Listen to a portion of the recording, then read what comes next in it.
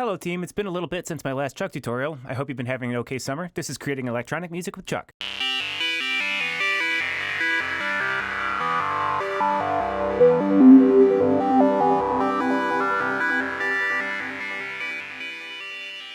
In our last tutorial, we saw how shreds can help you manage time for multiple threads of sound in your projects. In this tutorial, we're going to talk about filters. In terms of electronic music, a filter is a circuit or algorithm that changes the timbre of a sound by removing harmonics from that sound. Now, what do we mean by timbre? If we try to define the tone of a musical sound, we know that it has a pitch, and we know that it has a loudness. Timbre encompasses the aspects of a sound that aren't described by its pitch or its loudness. For example, we've seen in prior tutorials that a sine wave oscillator sounds like this, and a Sawtooth oscillator sounds like this. The difference between those two sounds is a difference in timbre. Let's use Audacity to explore why that is. Okay, so we've got the really simple setup for recording to a wave that I described in our tutorial where we described analyzing our sounds in Audacity. Let's do a little bit of that right now. I've got it opened up in Audacity. I've got the sine wave that I recorded a little while ago. I'll just play it again so we can hear it. Okay, and here it is over here. I've got it opened up in here. We can zoom in and out. It looks like a sine wave. Now, note that a sine wave has got a sort of a very rounded nature here. And we can see what that looks like in terms of its harmonic spectrum by going to the Analyze menu here and plotting the spectrum. So what this gives us is a graph of how powerful this sound is at various frequencies from 0 up to 20,000 hertz. And we can either look at it at a log scale or a linear scale. So if we look at the log scale, we can see here that it's got a very strong peak at around 440 hertz, which makes sense because that is what our oscillator's frequency is at. And it's got some power underneath that, which I think is probably because the sine waves that come out of ChucK are not very pure. I'm not totally sure about that. Anyway, so that's what a sine wave looks like in terms of its waveform and what it looks like in terms of its frequency. Now let's change that to a sawtooth wave. I'm going to say saw-osc, save it up and play it again. Okay, so if you go on here, now we can see that rather than having that sort of smooth flowing waveform, now we have a ramp that goes up and then shoots all the way back down and up and all the way back down. And you can even sort of imagine the algorithm that they use to make an oscillator like this. It's pretty simple. It just like goes from one range to another and then starts over, right? So what does this look like if we were to plot the spectrum? Let's take a look. Instead of being one peak at the fundamental of that oscillator's frequency and then going immediately downward, instead we've got a peak every so often, right? So there was one here at 440. There's another one at looks like around 880, right? That's double that one. And another one, which I'm gonna bet is like half again as much. Basically, they keep getting closer and closer together on this log frequency. If we look at it under the linear frequency, we can see that they have sort of an evenly spaced set of peaks that are above that fundamental. Let's try it with a square oscillator.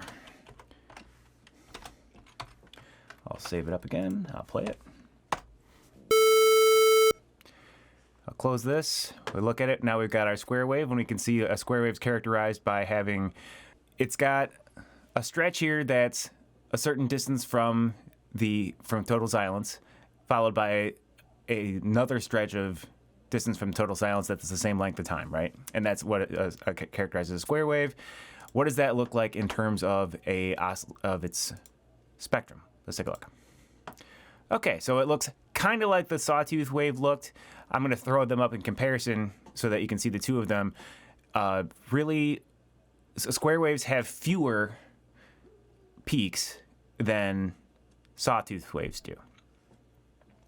All right, and for completeness' sake, let's take a look at a noise oscillator, which these don't have a frequency, so I'm going to comment that out, and I'll play it again. Here comes some noise.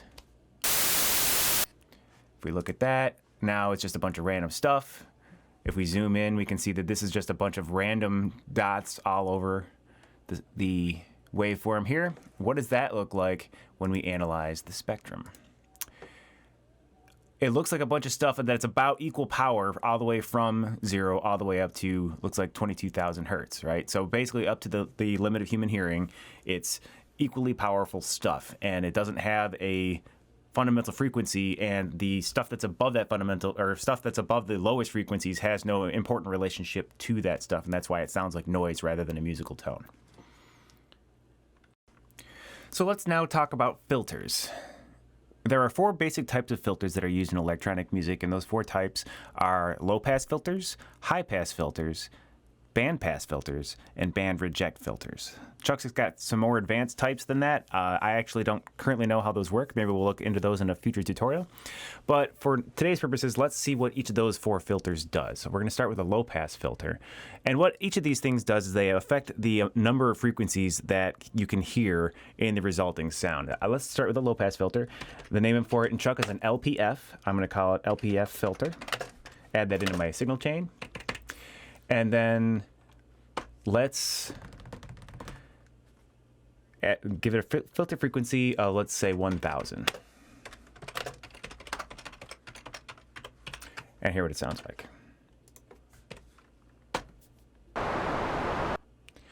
So if you recall what that sounded like before, it was much, much brighter than that. If we go right here, now we can see that what we have is actually much closer to a sine wave than what we had than the noise that we heard before. And if we look at the spectrum, rather than having equal power all the way across the entire range of human hearing, it starts around here. Let's take a look at the log so we get the lower stuff more. Around 1,000, it's about the same power up to 1,000 hertz, and then it starts to decline. And the reason why is because we have that low-pass filter. And the low-pass filter, as we said before, is a circuit or algorithm that removes the upper harmonics to change the timbre of a sound. So a high-pass filter does the reverse. I'm going to change this filter that we had from a low-pass filter to a high-pass filter, and that's called HPF. And let's run the same thing again, and maybe you can predict what it's going to sound like. So rather than hearing low-frequency sounds, we only heard the high-frequency sounds. And if we're going to replot our graph, we see exactly what we expect, right? There's nothing at all up until around 1,000 hertz, and then we see all of the frequencies above 1,000 hertz. Let's take a look at a bandpass filter, which I believe is BPF. Try it again, see what that sounds like. Sounds like nothing. We're going to get back to that in a second, and I think that has to do with resonance. We're going to look at resonance after we start looking at the real oscillators. Or maybe not. We'll look at the resonance before we get to the real oscillators. But let's take a look at a band reject filter first, which I believe is a BRF. Yep.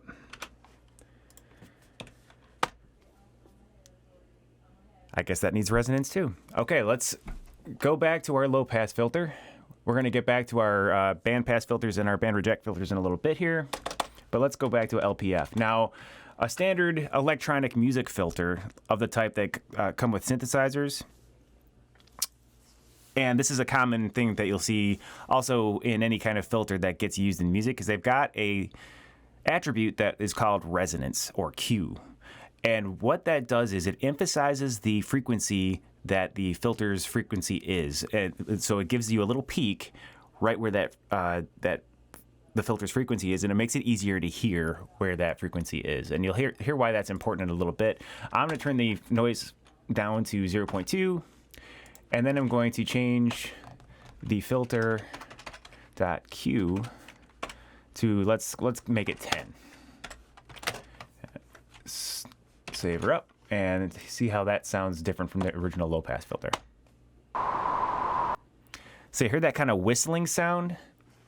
Let's replot. And now we have this big peak right here. And that's represented by the filter Q. Now, if I were to go back to a 1 for our Q, it would sound a lot more like the original low-pass filter. Let's hear it.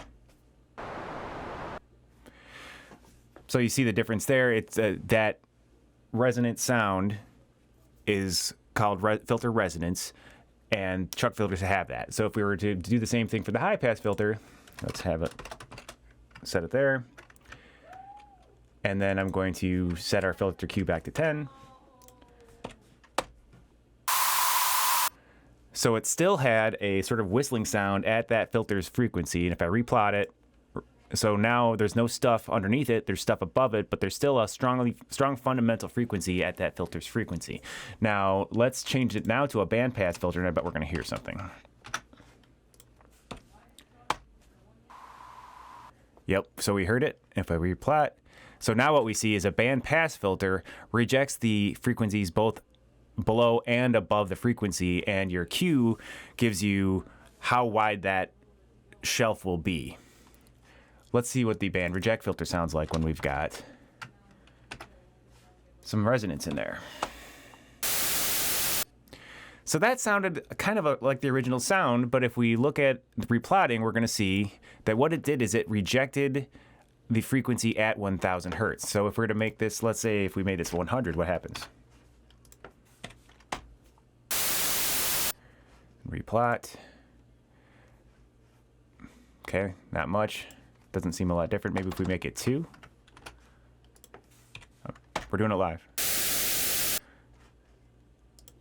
So it has a wider rejection if you do, or it's got a deeper and wider rejection if we do that. If we're going to do 1, cut that in half, what does that sound like? So that's got an even wider rejection. And if we look at that in terms of linear frequency, yeah, okay. So I wonder if we were going to make this like 0.2 or something like that. Would that give us a nice big wide one? Yeah, gets even wider. Yeah, so that's what the band reject filter does. Now, setting these things for noise, I guess it could be useful if you're making like percussive instruments or something like that. These filters really get more interesting when you're talking about things like your saw oscillators and your square oscillators, and I'll show you why. Let's look at it now. I'm going to change this back to a saw osc, and I'm going to change this back to a low pass filter. And we'll put our filter Q. Let's leave it there. Let's leave our filter frequency at like 10,000, and we'll play what this sounds like again. So that's our original sound. If I set this back up to like 20,000, what's that going to sound like? That should be like turned basically the equivalent of all the way up. So that's what it looks like when the Sawtooth oscillator doesn't have a filter that's close to its fundamental. If we look at the filter itself, we remember what that looks like. It's these ramps, right? It's not quite as loud as it was before. Let's make it as loud as it was before so we can make it a little more equivalent. Oh, and also let's change the, let's get the frequency going again so it sounds a little more the same. Okay, so now if we look in this, yeah, that's what we were originally looking at, right? Now, let's change our filter frequency to something much closer to the original. Let's make it 440. So our oscillator's frequency is 440 and our filter's frequency is also 440. Let's see what that sounds like. So it sounded a lot darker, had a lot less of those high frequency harmonics, and if we play with the zoom a little bit, yeah, so here we go.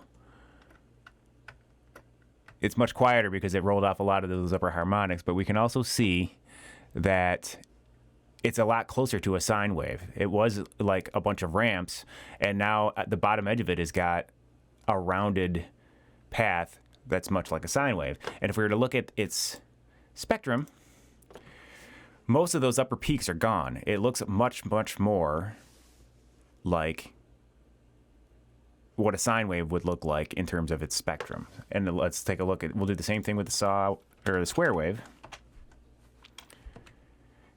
Square osc, and let's bump it up to, let's say, 880. Listen to it again. We'll replot. And so here we have that square wave, and you can see that it's rolling off those upper partials. And if we look and we play with the zoom so we can see it come back.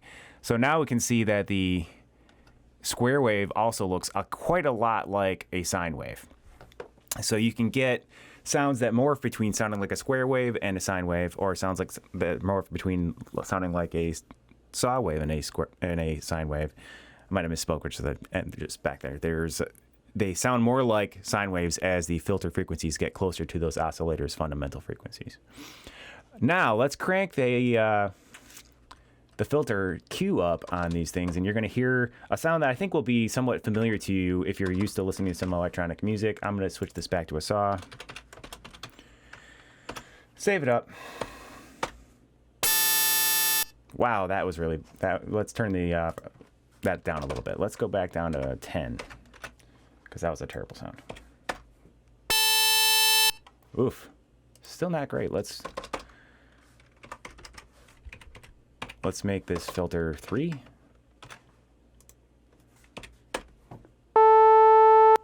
That's a lot closer to a regular electronic music type of resonant filter. I'll bump the filter frequency up to 2000. So that sounded like a pretty typical sound that you might hear out in the wild, right? You've heard that sound before.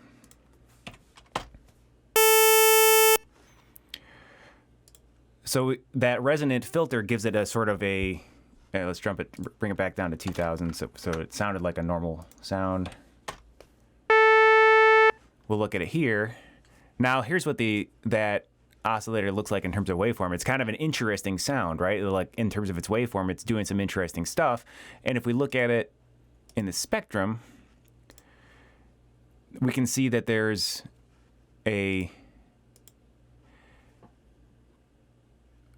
more of those partials, and at around 2000 there's actually one that's louder than the ones that were preceding it, and that's why we hear that sort of an interesting peak that's far above the fundamental. Now the next part that's interesting about this is that if we want to, we can sweep those things. Let's try that now. I'm going to try doing it live. Let's turn this oscillator down to, let's say, 110. Hear what it sounds like if we don't sweep the filter. Okay, now I'm going to go make this thing go for, let's say, 10 seconds. And I'm going to start with our filter at 0.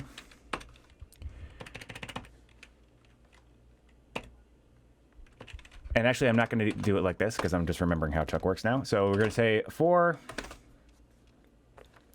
0 goes into int I, and then I is less than 2000. I plus plus. Let's say that the filter frequency, we're going to ChucK I into the filter frequency.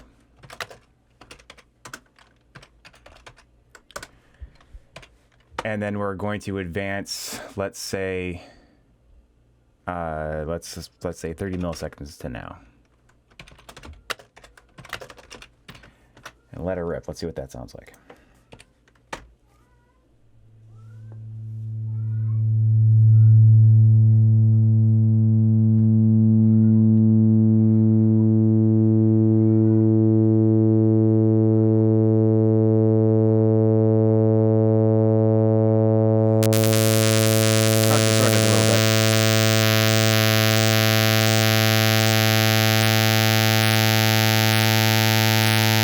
Let's stop that because it was distorting and that wasn't a great sound. Let's turn it down a little bit.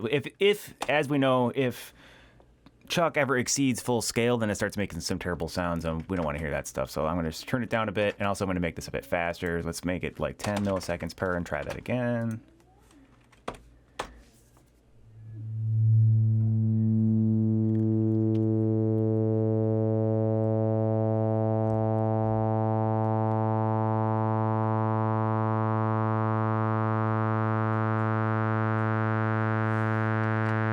So that's a very common sound that we're used to hearing, right? Like a slowly opening filter.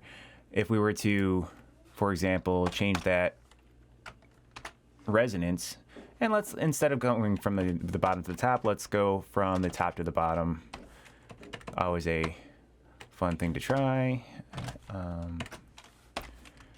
And let's reverse all that stuff and see what that sounds like to go from the the filter is at the upper part of the spectrum, and then it closes down.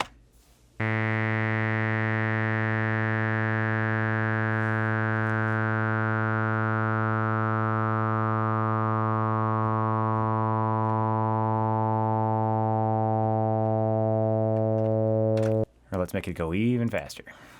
10 times faster.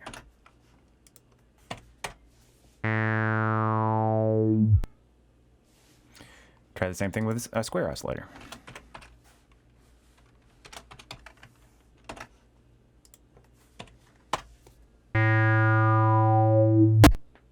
That distorted a little bit at the end too. Let's make that even quieter.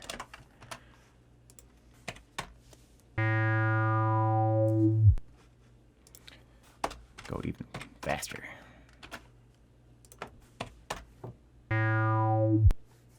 Sounded kind of neat, right?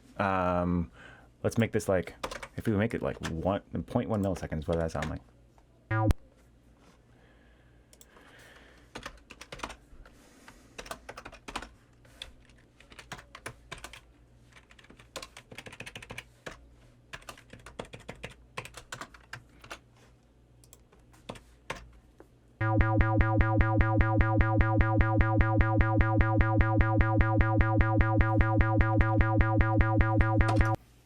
So that sounds like an electronic music sound that you've probably heard before out there wherever you're listening to your electronic music, be it at home or in the club.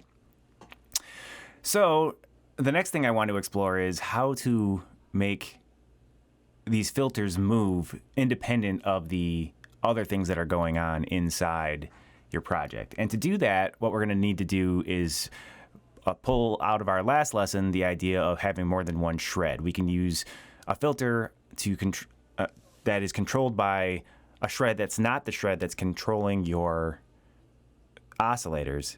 We can use that second shred to control the frequency of your filter, and by doing that, we can make more interesting musical figures with different types of filter movements happening at the same time. So let's look into that next. So what I've constructed here is a aleatoric loop that will play a couple of oscillators separated by a fifth. I've got them both going into a filter. I'm setting up my beat. I've got some delays. They're not hooked up yet. You'll hear why in a minute. Here's my pitches that it's going to iterate through randomly. And I'm setting up my envelope, and I'm setting the filter by default to 10,000 and my filter to my Q to 2. And then I'm setting an initial gain for the oscillators there. And then I'm just going to randomly iterate through those pitches. You can hear what it sounds like now.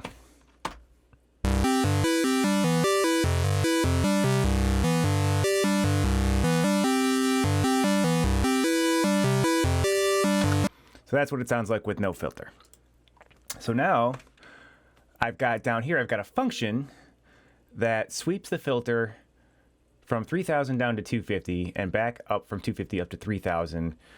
And every one of those hertz, it takes 2 milliseconds. So I'm gonna, what we learned last time is that we can kick this function asynchronously, well, synchronously, but on a different thread called a shred from our main musical loop by sporking the function. So I'm gonna spork, sweep filter, save it up, and here's what it sounds like. Right now it's a low pass filter with a Q of 2.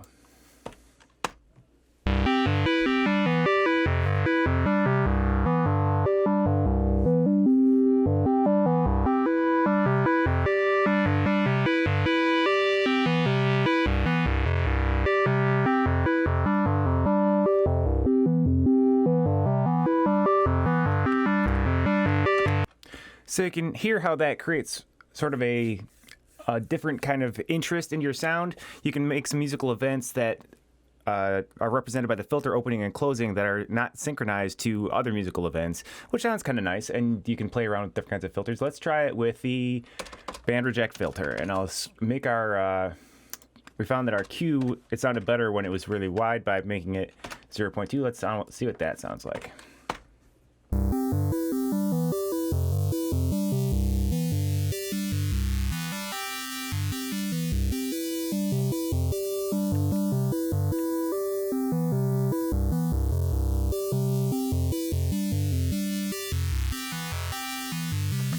So that sounds kind of different. Filters actually sound like filters are sort of like a peanut butter sandwich without any jelly if you don't put any delay on them. So let's add some delay to our sound, and then I'm gonna start this over again with the band reject filter.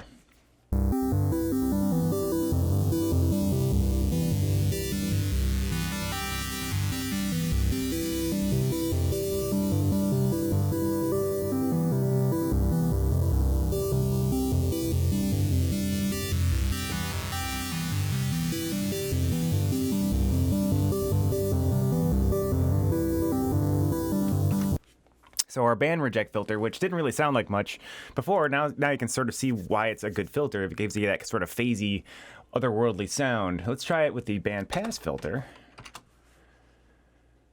And let's crank our filter up to, our Q up to 8. And let's see what that sounds like.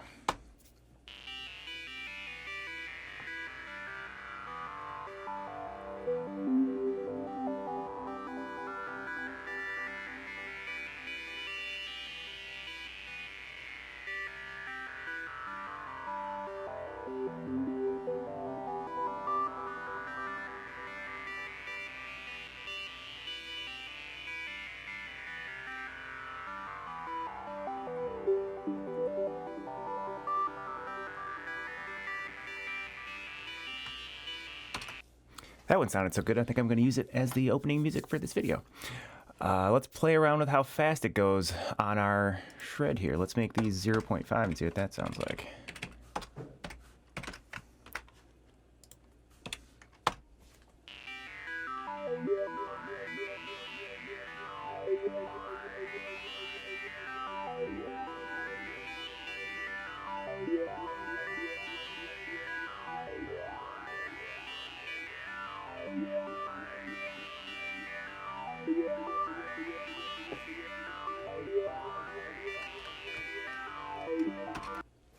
Pretty neat. In this tutorial, we talked about filters and also about how to use shreds to control them. In our next tutorial, I got a question about how to set up more structured songs, so we'll take a look into doing that with machine.add.